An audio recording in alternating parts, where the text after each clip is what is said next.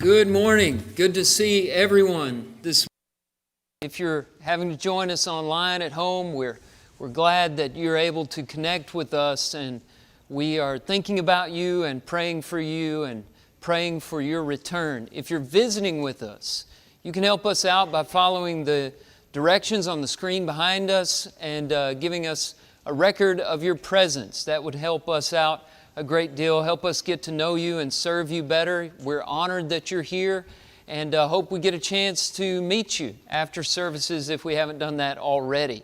It's great to be back here. Last week I was with the Vernon Church of Christ, and I was up there and did 4 lessons with them on Sunday, had a good day up there. Didn't get snow, thankfully. I didn't want to be snowed in while I was driving, so I'm so glad to be back home and glad to be here with you and ready to finish our series that we started last year. Now, that makes it sound like it's a really long series, but we just started at the end of the year. As you remember, it is based on a list of people that's given to us at the coronation of King David, which is described in 1 Chronicles chapter 12, verses 23 and following. And this list of delegates are described in such a way that has made it a very good discussion for us as Christians today who are working on crowning Jesus the King of our lives.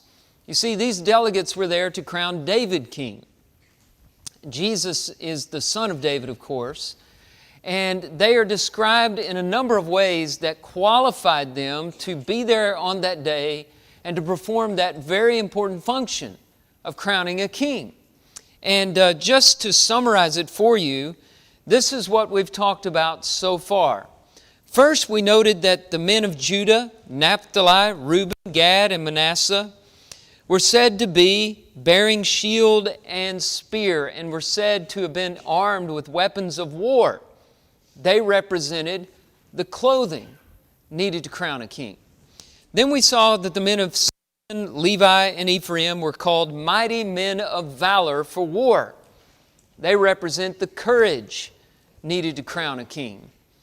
Then we saw the men of Benjamin, the tribe of Saul, of whom it was said the majority had to that point kept their allegiance to the house of Saul. They represent the conversion needed to crown a king. Fourth, the men of Manasseh were said to be expressly named to come and make David king. They represent the calling needed to crown the king. The men of Issachar were said to have had understanding of the times to know what Israel ought to do. They represent the cleverness needed to crown the king. And today we finish with the men of Zebulun. And if you look at verse 33 of that passage of Scripture, you can see how they are described. And they were said to be seasoned troops, equipped for battle with all the weapons of war, to help David with singleness of purpose. That last description, singleness of purpose, gives us our idea for today. They represent the commitment needed to crown a king. Now, Zebulun's not one of those tribes we know a whole lot about. You've heard a lot about Judah. You've heard a lot about Ephraim and Manasseh and some of the larger tribes. Zebulun has just kind of stayed hidden up to the north, and you don't hear a whole lot about them at all. But they were a very noble tribe, and they are well represented here at this coronation at the end of 1 Chronicles chapter 12. Zebulun was the 10th son of Jacob, the 6th son of Leah. When Leah bore Zebulun, she felt that her husband and the Lord would honor her for delivering that child, and so the name Zebulun signifies honor. Zebulun, of course, is the father of the tribe of Zebulun. They are all his descendants. And they settled in Galilee in the north between the Mediterranean Sea and the Sea of Galilee in a very small area, but a strategic and wealthy location, and pretty much kept to themselves through that whole time. But it's very interesting as you look at this coronation and you count the delegates from each tribe the troops that came to support David as king, this smaller tribe of Zebulun had the largest delegation, 50,000 troops, outnumbering the next one up by 10,000. Some delegates didn't even get into the 10,000s. And so Zebulun was very much behind David and ready to make sacrifices if necessary. They were a truly committed group of people. Their commitment to David's crown was fitting, and it foreshadowed the commitment needed by the church today to crown Jesus King of our lives. Now, as we look at that description in 1 Chronicles chapter 12, verse 33, the description of Zebulun, we see four things that are brought out. Number one, they were seasoned. Secondly, they were equipped. Thirdly, they were helpful. And finally, they were, of course, committed. What a great example to us today as we look at those four things. Let's start number one. They were seasoned people. Zebulun brought 50,000 seasoned troops. They left the fresh recruits at home. These were battle-hardened men. They had seen war. They'd been through it.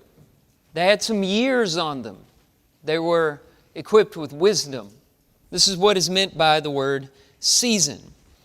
Do you know our seasoned troops? Do you know who they are? Do you know their names? Are you familiar with them? Do you talk to them?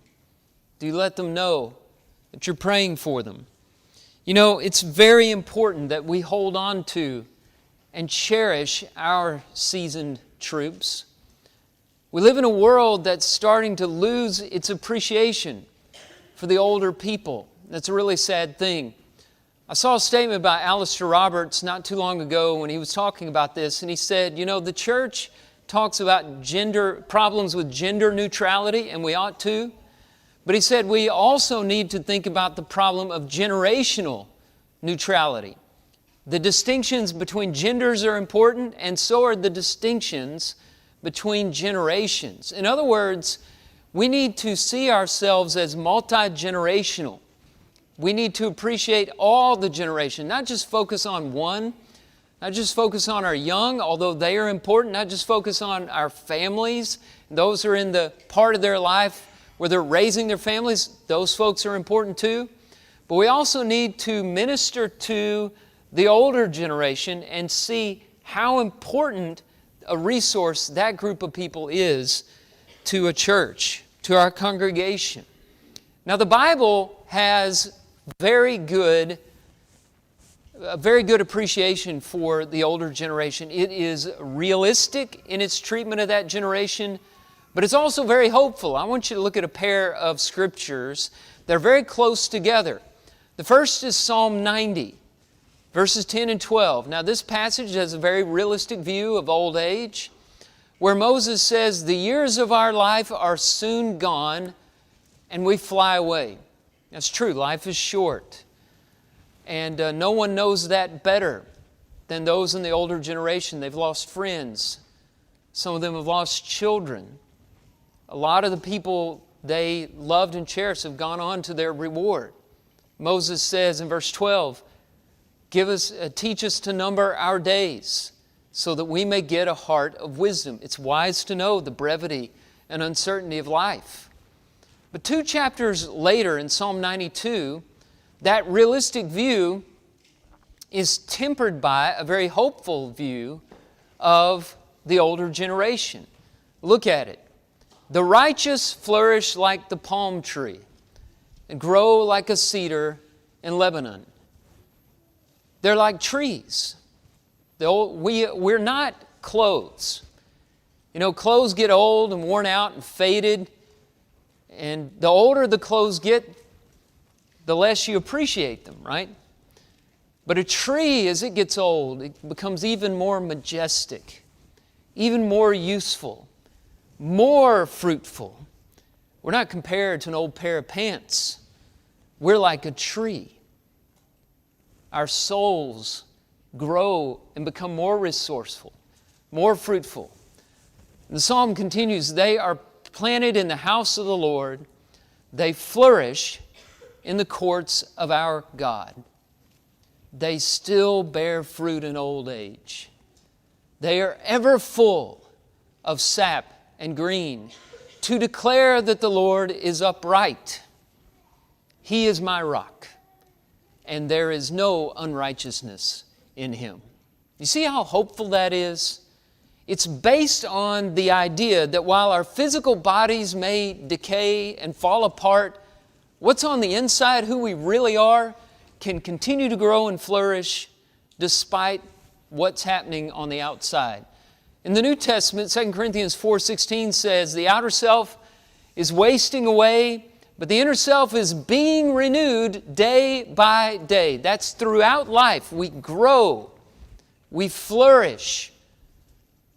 I hope that's an encouragement to all of you, because all of you are getting older. Even the little babies out there are getting older. And we need to appreciate those who have that experience. The last time we talked about this series, we discussed the men of Issachar, who are known for their cleverness, their wisdom, and we talked about wisdom. And we discussed that there are three very important ingredients to wisdom. You remember this? First of all, there's information. Of course, knowledge and wisdom are two different things, but you can't have wisdom without knowledge. You can have knowledge without wisdom, but you can't have wisdom without knowledge. Wisdom is the ability to apply knowledge, to apply the information. So, of course, that's fundamental. It's necessary. You've got to have it. Number two, though, you must have opportunity. You can't learn to use knowledge without opportunities. Wisdom is all about experience, which brings us to the third ingredient of time. The first opportunity you have to use the information, you're probably not going to do very well with it. You might even fail, make a lot of mistakes. That's okay. That's a learning experience. You'll have another opportunity and another, and throughout time, you become wise. Practice leads to wisdom and experience. And you know who has that time? Only the older people. They're the only ones. You can't buy that. You can't manufacture it. When you're 20 years old, you can't have experience. You haven't had enough time. And so this is why they're an indispensable resource to us. And I want you to think about the older members of this congregation. There are several here, and we're glad they're here, but there are a lot of them that we haven't seen very much over the last 2 years. Who are they? How long has it been since you talked to them? I want to challenge you to think about 2 or 3 and give them a call this week. Send them a card. Every one of us can do this. You young people can do this. And let them know how important they are to you and to this congregation. Zebulun brought their seasoned troops, because you've got to have seasoned troops to crown a king. Number 2, they were equipped. It says that they were equipped for battle with all the weapons of war. And it reminds us of another previous lesson, the very first one we talked about. Several of the tribes we were told they had weapons of war, that they brought sword and shield. They were equipped for battle. The clothing needed to crown a king. We spoke a great deal about the armor of God, the shield of faith, the belt of truth, the helmet of salvation, sword of the Spirit, breastplate of righteousness, and prayer. And we talked about the need to be ready, to get prepared, because we are in a war. Now, it's not a physical war of flesh and blood, but it's a spiritual battle against the forces of evil, against the evil one, and we need to ward off his missiles, because he's fighting. And we're in the battle whether we realize it or not. And if we're not taking up our arms, it's just like joining the other side, which is the losing side. We talked about that a great deal. One thing we didn't have time to discuss that I want to pick up right now is about who is responsible for equipping the saints to crown a king. And that brings us to a very important passage in the book of Ephesians. Look with me at Ephesians chapter 4, verses 11 and 12. And it starts out with a list of leaders in the church. Some were first century leaders that are no longer needed in the age of written revelation. Others are leadership roles that we still have in the church. Listen to what it says. He gave the apostles, the prophets, the evangelists, the shepherds and teachers. So the Lord has given the church leadership positions.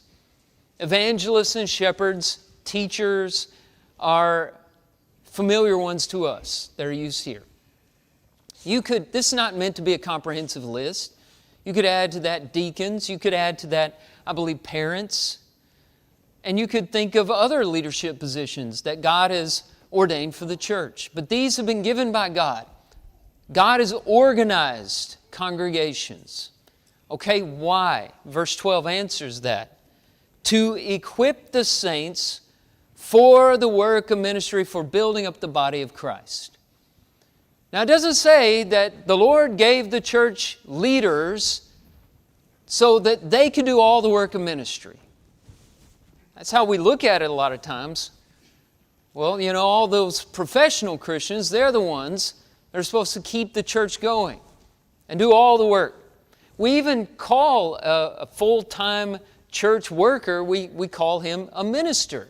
Now, I don't have a problem, just so you not tripping over your words in the future, I don't have a problem being called a minister. I think everybody understands what that means. But if we're using that term ever to say that the paid servants of the church are the only ones doing ministry, then we got to go back and think about our language a little bit. Because here in Ephesians 4:12, we learn that the saints, that's every one of us who have been redeemed by Christ, the saints do the work of the ministry. But they rely upon the leaders for something very important. They rely on the leaders to be equipped. And so we have a lot of work to do here in Leeds and Moody. This congregation is in a great community here. And this community needs, for example, benevolence. But how are you going to know how to contribute to benevolence and work towards helping the poor and the hungry in this community if there's no one leading that work, organizing that work, putting the funds to the right places, communicating with other helpful agencies in order to get that done? You just can't do it without leadership. How are we going to do evangelism if there's nobody teaching personal evangelism, giving you tools to use to reach out to your friends, persuading you, encouraging you? You've got to have that infrastructure, the spiritual infrastructure to get that done. How are you going to grow your children up in this church to learn about God and to be prepared for that world out there without someone directing a Bible school program, ordering curriculum, getting teachers lined up? And we have so many roles that are filled by good men. We have 11 very talented deacons here who are each working very hard to lead their individual works. And they're overseen by 3 great men who in their wisdom appoint those men to these works, oversee the works, keep us in line, keep us together. We're very grateful to have that. We need leaders to equip us. We have to be equipped. A lot of times we beat ourselves up over not doing anything when the real problem isn't motivation, it isn't desire, it's just that we haven't taken the time to prepare. We haven't been equipped. And you don't have to have a deacon riding you, hanging over your shoulder, telling you to do things, or a preacher preaching to you all the time, twisting your arm, or an elder ordering you around to do the Lord's work, to get equipped. You can work on that yourself. Read books, talk to people who've been there, learn how to do it. We have to be equipped to do the work. And so they were equipped. Now, number 3, I want you to look at this. They were also helpful. The troops from Zebulun were there, did you notice it? To help David. They weren't there to usurp him. They weren't there to tell him how to be king. That's not help. A lot of times our help looks like a takeover. I'll tell you about something that happened one time. I've got a lot of stories like this where help turns into a takeover. I've done it before. I know you have. It's an easy mistake to make. We were at JCA one day for a work day, and I got an old lawnmower out. Gave it to Julie. She started cutting grass. Well, this lawnmower is several decades old. I don't know how old it is, but it only starts when it's cold. So you got one shot. You got one tank of gas. And when it quits, you might as well wait till tomorrow to finish up. So she was using that, and somebody came over and was going to help her out by lowering the deck. So he shut off my mower, and then he was over there trying to start it. I said, "What are you doing?" He said, "Well, I wanted to lower the deck for her, but now this thing won't start." I said, "No, it won't start till tomorrow. You know, it only starts when it's cold." Now, he was just trying to help, but what did he do? He took over. You know, and you've done that before. I've done it before. You have good intentions, but you step in and you're not looking for needs. You're not even looking for wants. You're in your own head. We need to listen and pay attention. Those men of Zebulun showed up at the coronation that day, and they said, "King David, what are your orders? How may we help you? Tell us what you need. You're the one who knows. We're your servants." It's absolutely essential that we understand Jesus is the King and we are the subjects. Let's talk about true help for a few minutes here.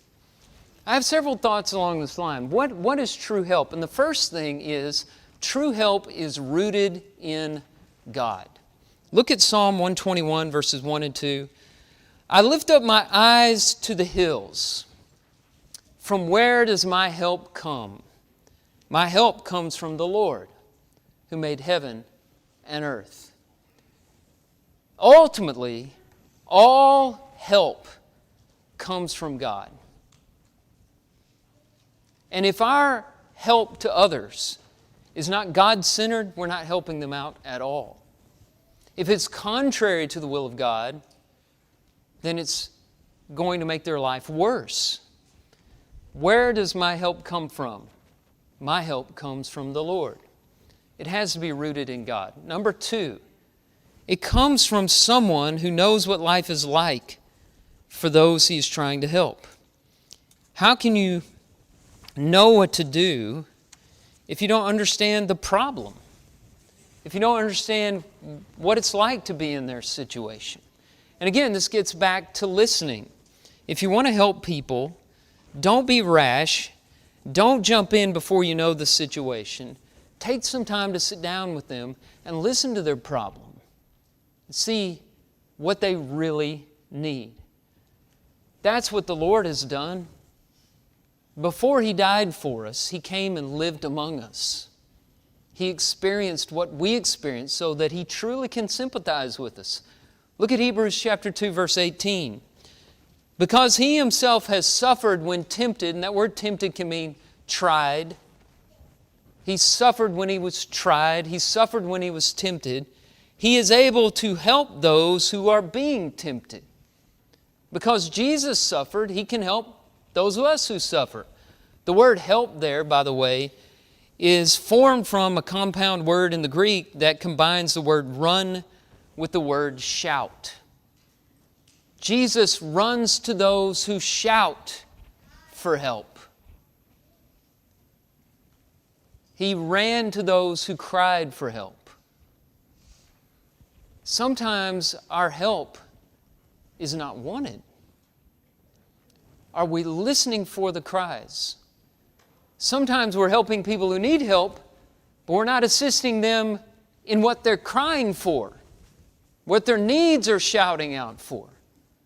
Now Jesus, He came and He helped where we most needed Him, redeeming us from our sins. Number three, true help is resourceful. You know, we can create a lot of problems instead of solutions. But help looks for solutions. It looks around, it's perceptive, and it's resourceful. You remember the story about the people who were stranded on the highway up north earlier this month?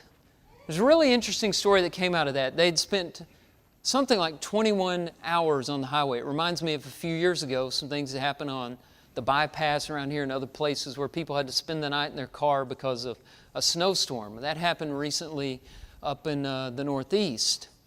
And there was a young couple who were trapped in their car like so many other people. And they noticed, like a few car lengths ahead of them, there was a big bread truck. And they were hungry. And they had an idea. So they called the company that owned the bread truck. And somehow they got connected with the CEO and they told them, you know, there's a bread truck right here in the middle of all this and a lot of hungry people is there some way that we could distribute the bread on that truck to the people? We're very hungry. And the CEO said, can you give the phone to the driver of the truck? A few minutes later, they were passing out bread to some very grateful people. How did that happen? That was some real help that was needed. It happened because they were resourceful. Somebody saw a problem, then looked around at what is available. What tools do we have? What can we do? And then they were able to help. That's what we need to do as well. Real help looks around. There's a solution for every problem. Sometimes it takes a lot of thought and a lot of patience to find it, but it's there. Number 4, true help gives people what they need, not necessarily what they want. We can do a lot of damage fulfilling wants instead of needs. People don't always know what they need. They believe in their desires and wants. The fulfillment of that is going to fix everything. But it's not what they need. And we have to be very careful. Sometimes people already have what they need. They just don't know it. They need somebody to point it out to them. Somebody who's been there, somebody with experience. Several years ago, a young man held up a bank. He was trying to steal $6,000. He was caught and he was put in jail. He did 6 years in jail for it. They looked at the gun that he held the bank up with, and it was an antique pistol that was estimated to be worth something like $100,000. And he had what he needed right there in his hand, but nobody pointed it out to him. It would have made a big difference if he had just known that he already had what he needed. He just wasn't using it in the right way. And sometimes people are crying out for something that they want, not what they really need. Also, true help makes life better for others, not worse. Look at 2 Corinthians chapter 1, verse 24. We work with you for your joy. King James, we are helpers for your joy. Now, if you're getting involved in somebody's life, you ought to be making their life better, not miserable. Okay? A lot of our quote-unquote help is making people worse. Jesus, what did He do? He went about doing good. He went around and every life He touched got better.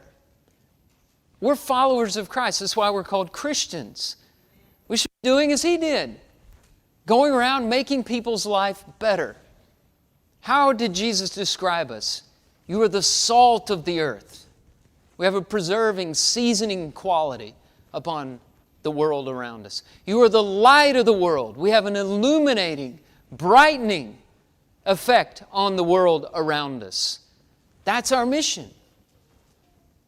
It's not our mission in the name of God and through self-righteousness to make people feel less, to make them feel worse, to trap them in shame and guilt. We're supposed to be liberating.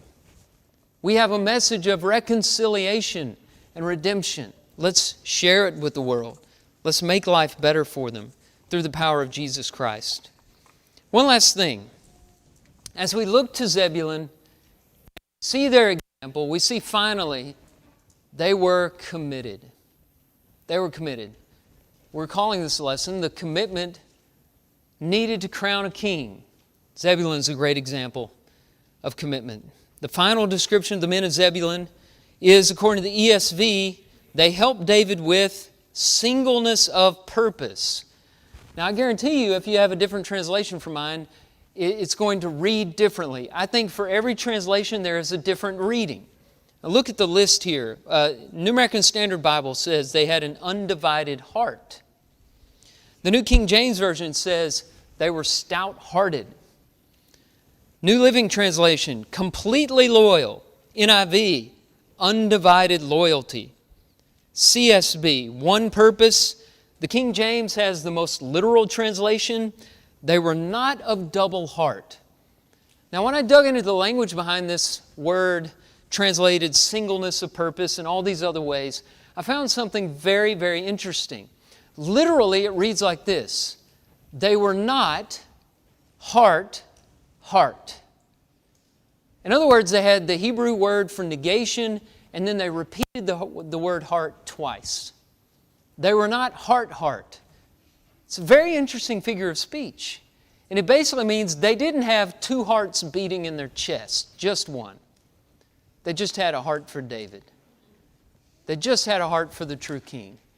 They no longer, if they ever did, have a heart for the house of Saul and a heart for the house of David. They weren't sitting on the fence. I just don't know which one should be king. I'm just not sure who the rightful heir is. I'm going to wait a little bit longer before I make my decision. I'm going to see who's more powerful. I'm going to see where the people lean. I'm going to go with the majority. No. Zebulun, they had one heart. They were not double-minded. They did not have two hearts, but one. There are a lot of passages in the Bible that warn against having two hearts in your chest. You can't live that way. You can't serve God that way. I want to look at several of these passages. Number one, worship God or worship idols. Joshua 24:15. If it is evil in your eyes to serve the Lord, choose this day whom you will serve, whether the gods your fathers served, but as for me and my house, we will serve the Lord. Worship God, worship idols. I love this contest between Elijah and the prophets of Baal. And before Elijah performs this great miracle proving the Lord God is the true God, he turned to the people who were trying to do both, trying to worship Baal, trying to worship God at the same time, having a little of this, a little of that. And he said, how long will you go limping between two different opinions? If the Lord is God, follow Him. If Baal, then follow Him. The language there is very interesting. In verse 21, or verse 26, a little bit later, the text refers to the movements of the prophets of Baal with the same word Elijah uses here for limping. So their dancing that they did to call Baal to their service is the same word, which basically says you're just following after the prophets of Baal. You're limping on two crutches. Another wording that has been suggested is, how long will you hop between two branches? I don't know which one Elijah meant, but both of them really speak this truth, that you can't have two hearts, one heart for God, one heart for idols. Choose whom you will serve. Is it going to be God's wealth or the world's wealth? Matthew 6:24. No one can serve two masters. He will either hate the one or love the other, or he'll be devoted to the one and despise the other. You cannot serve God and money. Will it be God's law or man's law? When men told the apostles, stop preaching in the name of Christ. It's against our law. Peter and the others said, Acts 5:29, we must obey God rather than man. Is it God's mastery or sin's mastery? Romans chapter 6, verse 16, the Apostle Paul says that everyone is a slave to someone. Do you not know that if you present yourselves to anyone as obedient slaves, you are slaves of the one whom you obey, either of sin which leads to death or of obedience which leads to righteousness? Is it going to be the approval of God or the approval of men? In Galatians 1:10, Paul said, am I now seeking the approval of men or of God? Or am I trying to please men? He says, if I were still trying to please men, I would not be a servant of God. What's important to you? What people say? How long are they going to say good things? It won't last long. You're popular one day, and you're at the bottom of the pile the next. People are fickle. They'll be your best friends one day, and the next day they'll be your worst enemies. But you can always depend on God.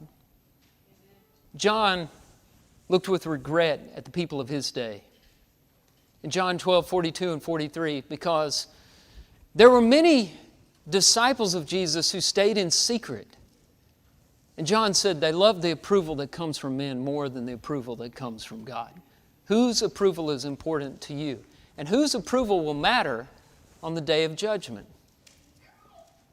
James chapter 1. Calvert, I finally got to your passage. James chapter 1, verses 5 through 8. He was probably wondering, why did Drew have me read this? Are we ever going to get to it? We're getting to it. In James chapter 1, James says, if any man lacks wisdom, let him ask of God, and He will grant it to him. But let him ask in faith. That means with one heart. Depending on God, trusting in Him. A lot of times we look at that and we say, you've got to believe prayer works. And that's part of it. But what he's saying is, when you pray for wisdom, you've got to say that prayer leaning on God and leaning away from your own wisdom. Don't pray for wisdom from God and still do it your way. Are you all in? Or are you a double-minded man? James's word. Because if you're a double-minded man is unstable in all his ways. James says, let not that man think that he will receive anything from the Lord. You're never going to get answered prayer when you got one foot in the world and one foot with God. Is it God or is it man? Is it you or is it him? You can't be friends with God and the world. James 4:4, you adulterous people, do you not know friendship with the world is enmity with God? Whoever wants to be a friend of the world makes himself an enemy of God. And finally, do you have the love of God or the love of the world? 1 John chapter 2, verse 15. Do not love the world or the things in the world. If anyone loves the world, the love of the Father is not in him. And so all these passages, I know it was a lot, but all of them have the same theme. Okay, and the theme is you got to choose. You can't sit on the fence. You can't limp between two crutches. You can't go from one opinion to the other. It's either your wisdom or God's wisdom. You make the choice. Where do you stand? Now, the men of Zebulun, they came with singleness of heart. They said, we're fully committed to King David. As Christians, we're supposed to be out there in the world fully committed to Christ. But far too many of us are still trying to make up our mind. We were baptized. We came out of the water. We made a public confession. Jesus is the Son of God, but we've got that other heart still beating in our chest. We kept it safe. We preserved it. Maybe it's shrinking. Maybe it's weak, but it's still there and it's still beating. And it beats stronger when we're around people in the world. And we feel temptation. It comes alive and it feeds it, and we still feed it. We still treat it like a pet. It's still endearing to us. It's time to put it to death, to cut it away. Let God do surgery and remove that heart and have a heart that's only for Him. This has been a good series for me. We should be impressed by the commitment required to crown Jesus King, and all these other qualities exemplified in this coronation ceremony, buried in the book of 1 Chronicles, chapter 12. David's coronation, as we bring this to a close, let me make this observation. David's coronation appeared to be voluntary, didn't it? I mean, these men, they didn't have to come. They weren't forced to be there. It doesn't seem that way. David didn't go and round them up. He took a long time. It was 7.5 years of David ruling over half a kingdom before the men came around to supporting him. But I guarantee you this, if one of those tribes had not shown up, David would have amassed an army with the men from all the other tribes, and he would have gone in conquest and conquered the disobedient tribe. And I see an analogy to our world today. Right now, everything seems voluntary. Christ is not here with a whip driving us to follow Him. He's not here among us with a sword, forcing our obedience and our allegiance. We have a choice to make. He leads us as sheep, asking us to follow Him. But one day He's going to return in vengeance with His mighty angels in flaming fire. And on that day, there's no more choice. On that day, the King will come as a conqueror, and every knee shall bow, and every tongue confess that Jesus Christ is Lord. So the choice is this, not whether you're ever going to bow, because one day all of us will, but whether you're going to follow Him now or whether you're going to be subject to Him by force then. The King has come, and we know Him. His name is Jesus. Are you committed to Him? Are you ready to make a commitment today? Do you need to obey the gospel? Do you need to rededicate your life to God? Let us help you this morning. Let us help you right now as we stand together and as we sing.